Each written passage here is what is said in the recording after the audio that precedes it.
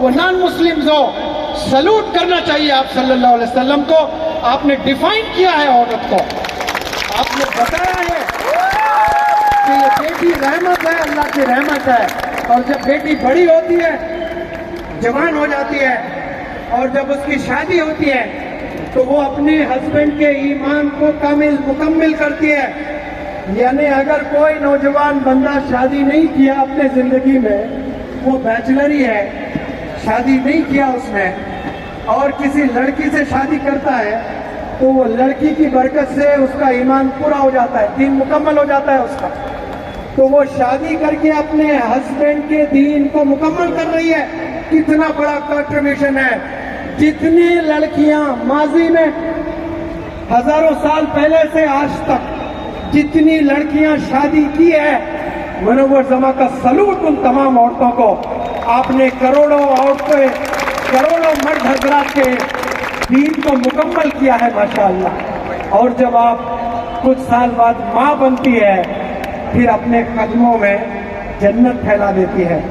बच्चों की जन्नत कहाँ होती है? माँ के कदमों में। ये ऑक्सफोर्ड यूनिवर्सिटी ने नहीं बताया, ये स्टैनफोर्ड यूनिवर्सिटी ने नहीं बताया है, ये हार्वर्ड यूनिवर्सिटी ने नहीं बताया है, ये आप सल्लल्लाहु अलैहि वसल्लम ने बताया माशाअल्लाह।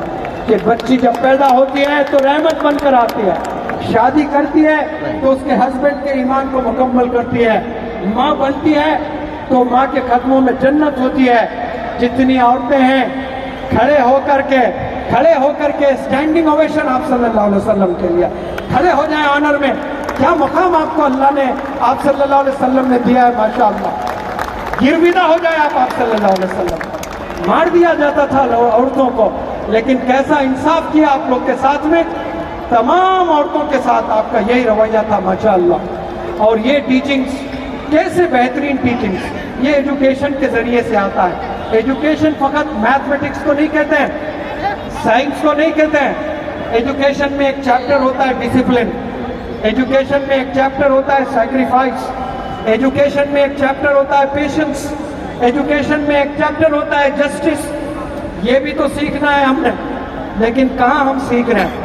जो बंदे स्कूल जाते हैं वो बंदे इंग्लिश भी पढ़ते हैं, मराठी भी पढ़ते हैं, मैथ भी पढ़ते हैं, सोशल भी पढ़ते हैं, साइंस भी पढ़ते हैं। नौजवान बच्चों से मैं मुखातिब हूँ। स्कूल गोइंग जितने भी चिल्ड्रन हैं, कॉलेज गोइंग जितने भी चिल्ड्रन हैं, एक दफा हाथ ऊपर करके सबूत दे कि आप स्कूल जा रहे हैं, आप कॉलेज जा रहे हैं। अबू हासिम साहब, सारे बंदों ने हाथ उठाया माशाअल्लाह। कितने एजुकेटेड है गवर्नमेंट, बड़ा कमाल है। इतने सारे बंदे हाथ उठे हैं, झूठ तो नहीं बोल रहे आप लोग? हाँ चले, और एक सवाल करता हूँ मैं आपको। मानो कि 5-6 सब्जेक्ट्स आप स्कूल में पढ़ रहे हो, 5 सब्जेक्ट्स में आपने 100 मार्क्स ले आए, और एक सब्जेक्ट में आपको 34 मार्क्स आए। मानो कि पासिंग मार्क्स 35 है और आपने 34 अचीव किया, तो आप पास हुए कि फेल हुए? आवाज में बोले भाई।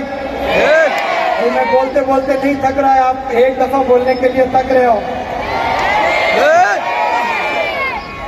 6 सब्जेक्ट आपने लिखे हैं, 5 में आपने 100 नंबर ले आए, 100। एक में आपने 34 ले आए, एक में 34, 1 मार्क्स आपको आता तो आप पास हो जाते। आपका टोटल जबरदस्त है, यानी 90% है, लेकिन फिर भी आप फेल है ना। क्यों 35 मार्क्स नहीं लिया? तो अब सुने, मजे की बात मैं बताता हूँ कि जिंदगी में भी ऐसे सब्जेक्ट्स हैं जिसमें आपने पास होना है।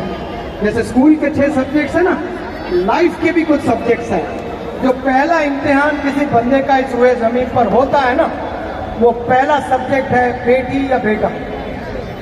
जिसके 20 साल मिनिमम, 18 साल, 20 साल, 22 साल, जो बंदे शादी नहीं करते हैं, तो वो 22 साल तक या तो बेटी है या बेटा है, ये सर नो। तो उसमें आपको 100 में कितने मार्क्स मिल रहे हैं? रोजे क़यामत में अल्लाह ने मार्क्स देने हैं आपको। एज ए बेटा आप कितने अच्छे बेटे साबित हुए, एज ए बेटी आप कितनी अच्छी बेटी साबित हुई है। इसका अल्लाह ने अगर स्कोर डालना है आपको, 100 में कितने मार्क्स देगा आपको? मैं जो पढ़ रहा हूँ हिंदुस्तान को, जो नौजवानों को मेरी आंख देख रही है, बड़े दर्द से मैं कहता हूँ 5-10 मार्क्स भी शायद आप लोग ला लें तो आपका अचीवमेंट है। तो मजमा था, पढ़ा रहा था, वो 1000 के मजमे में एक लड़की पेशाब के लिए, टॉयलेट के लिए बाहर गई, और जो भी टॉयलेट के लिए जाता है वो 2 मिनट, 3 मिनट, 5 मिनट में वापस होना होता है, लेकिन वो 15 मिनट तक वो आकर नहीं बैठी अपनी कुर्सी पर। और हमारी टीम ऐसी जबरदस्त टीम है, वो जाकर इंक्वायरी करने लगी कि टॉयलेट में अभी तक क्यों नहीं आई वो बच्ची। जाकर टॉयलेट में देखे तो लड़की है ही नहीं। तो फिर बाद में पता चला कि वो लड़की तना नहीं, उसके बहन के साथ भी आती है वर्कशॉप अटेंड करने के लिए। उस बहन को बुलाया गया, ऑडिटोरियम के बाहर पूछा गया, आपके साथ आपकी बहन भी आती है ये वर्कशॉप अटेंड करने? उसने कहा हाँ सर मेरी बहन भी आती है। कहाँ है? अभी तो थी कुछ देर पहले। तो नहीं सर वो तो टॉयलेट गई है। तो हमने कहा कि टॉयलेट में तो है नहीं वो लड़की। तो नहीं पता सर मुझे कहाँ गई है। तो हमारी टीम ने दबाकर पूछा बताओगी या फिर हमें मालूम करना है अपने तरीके से? तो वो लड़की ने कहा कि नहीं नहीं सर मुझे नहीं पता। ठीक है आपके डैडी को फोन लगाता हूँ। हमारी टीम ने फोन लगाना शुरू ही किया। वो लड़की ने कहा कि sir sir sir sir please please please please please daddy को फोन मत कीजिए। वो लड़की बॉयफ्रेंड से मिलने गई। ऑडिटोरियम के कुछ दूर पर एक बेकरी है, वो बेकरी में बॉयफ्रेंड से मिलने गई। अब क्लास होने के बाद वो लड़की आई है बहन से मिलने, क्योंकि एक साथ बाप लेकर जाता है गाड़ी पर बिठा। बाप को धोखा नहीं दे रही है, अल्लाह ने मार्क्स देना है उसको। बेटी कितने मार्क्स देगा अल्लाह सुब्हानो व तआला? 0 देगा। बाप को धोखा दे रही है, बुरखे में है और बॉयफ्रेंड से मिलने जा रही है। उसको बुलाकर पूछा मैंने कि कहाँ थी आप, ये क्या हरकत है आपकी? तो वो लड़की ने कहा, बड़ी अजीब बात है, गौर से सुने आप लोग, कि सर मैं ये मामलात में थी नहीं, लेकिन मेरी बहन ने मुझे ये मामलात में डाला। मुझे कोई बॉयफ्रेंड नहीं था, लेकिन मेरी बहन को 3 साल से बॉयफ्रेंड है। वो रोजाना बॉयफ्रेंड नहीं, एक नहीं 2-3 से बात करती है और मुझे एनकरेज करती जाती है, ये भी कोई जिंदगी है, तू भी किसी बच्चे से बात कर ले, तू भी ऐश कर, तू भी पार्क जा, तू भी मैकडोनल्ड्स जा, कुछ खा, ये जिंदगी थोड़ी है, एंजॉय कर तू।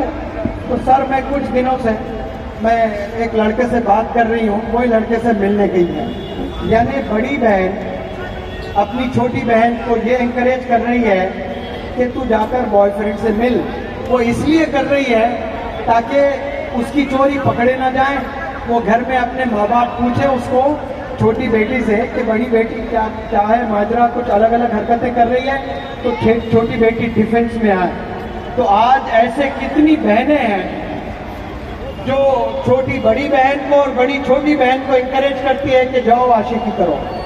ऐसे कितने भाई है जो बड़ा भाई कहता है छोटे भाई को चाह वो लड़की को पटा ले, भाई भाई को कह रहा है, बहन बहन को कह रहा है, और दोनों मिलकर माँ बाप को धोखा दे रहे हैं। इससे बड़े भी कोई धोखेबाज दुनिया में हो सकते हैं जो माँ बाप को धोखा देते हैं? कोई हो ही नहीं सकते। जो माँ बाप को धोखा देते हैं वो किसी के साथ वफा नहीं कर सकते इस रूए ज़मीन पर। जिसने आपको पैदा किया है, आपके लिए मेहनत की है, और कितनी मेहनत की है वो रोज़े क़यामत में आपको पता चलेगा। और वो छोड़कर आप गंदे कामों में मुलविस हो रहे हैं। लोग तड़प रहे हैं एजुकेशन के लिए, काश मुझे मौका मिल जाए तो मैं स्कूल जाऊं, मैं कॉलेज जाऊं, लेकिन अल्लाह ने आपको स्कूल भी भेजा, कॉलेज भी भेजा, यूनिवर्सिटी भी भेजा, लेकिन आपने कभी फोकस नहीं किया एजुकेशन पर। याद रखो नौजवान बच्चों, ये गुनाहों से आपने बचना है। अपने वालिदैन को धोखे में मत रखें। पहला जो रोल होता है आपका, जिंदगी का पहला सब्जेक्ट है वो बेटा और बेटी, उसमें आपने 100 मार्क्स ले आने हैं। ले आओगे आप लोग 100? तो जिना नहीं करना है आपने, गुनाह नहीं करना है आपने। मैं अश्योरेंस के साथ कह सकता हूँ, पिछले 500 साल में जितने लोगों ने जो गुजर गए, गुनाह को लेकर तसव्वुर भी नहीं किए कभी कि ऐसा गुनाह हम कर सकते हैं। आज के नौजवान 100 बच्चे मिलकर 10 मिनट में मोबाइल में कमरों में बैठकर वो गुनाह कर डाले। जो 500 साल में जो लोग सोचे भी नहीं, तसव्वुर भी नहीं किए, वैसे तमाम गुनाह आज मोबाइल के जरिए से हो रहे हैं। जो मोबाइल हाथ में नौजवान बच्चे थामे हैं, मैं उसको मोबाइल नहीं कहता हूँ, मैं उसको कैंसर कहता हूँ।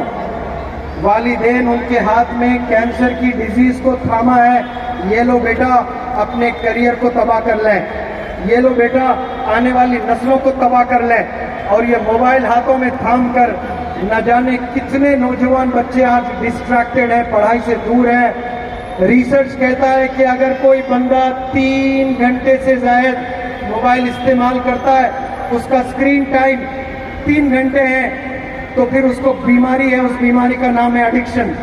और जो बंदा एडिक्टेड हो जाता है फिर वो कहीं का नहीं रहता है, वो नस्लें खराब हो जाती है उसकी।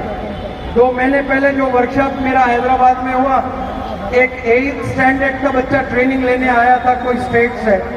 उस स्टेट का नाम भी नहीं बताना चाहता हूं मैं, उस स्टेट को बदनाम भी नहीं करना चाहता हूं, क्योंकि हर स्टेट में अच्छे बुरे लोग होते हैं। उस बंदे के बाप ने बताया कि मेरा बेटा 8th स्टैंडर्ड में है और इसका स्क्रीन टाइम 17 घंटे है। कितने हैं? 17 घंटे रोज मोबाइल देखता है। एक नौजवान बच्चा आया, यतीम था, उसका बाप का इंतकाल हो गया था। 4-5 एकड़ जमीन थी, 4-5 एकड़ जमीन थी। वो जमीन बेचकर नशा करने लगा। दिन में 70 सिगरेट पिया करता था। हमने 1 महीने में उसको 7 सिगरेट पर लाकर छोड़ा। वो 7 को हम 0 भी कर सकते थे, लेकिन वो अकड़ के वहीं मर जाता था। कोई बंदे को एक साथ नहीं छोड़ सकते, टैपर करने के लिए कम कम करना होता है। तो 70 सिगरेट नौजवान बच्चे पी रहे हैं, 17 घंटे मोबाइल देख रहे हैं। जिंदगी तबाह कर लोगे, आंखों में कैंसर आ जाएगा। वालिदैन को चाहिए कि आप अपने बच्चों के साथ बैठे वो पढ़ते वक्त में। मेरे एक दादी का किस्सा सुनाता हूँ। बारिश होने दे, थोड़ा सा भीगे, जोश आएगा इंशाअल्लाह। मैं जब 10वीं जमात में था, 40 बच्चे पढ़ते थे मेरे क्लास में और मेरा रैंक आता था 25-25।